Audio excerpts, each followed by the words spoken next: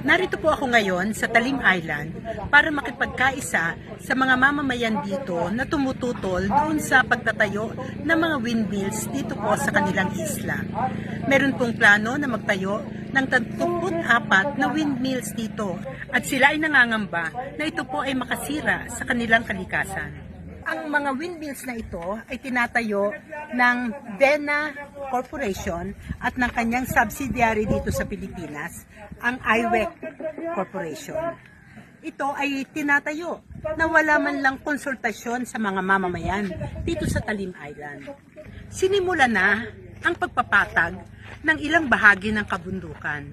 At ang sinabi ng mga residente dito ay nagkaroon na sila ng landslide 2 beses na kahit konti ang ulan pero merong umagos na tubig at nagbaha sa 2 barangay.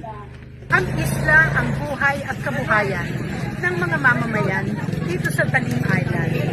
Ang kanilang sigaw, No to Windmill Project.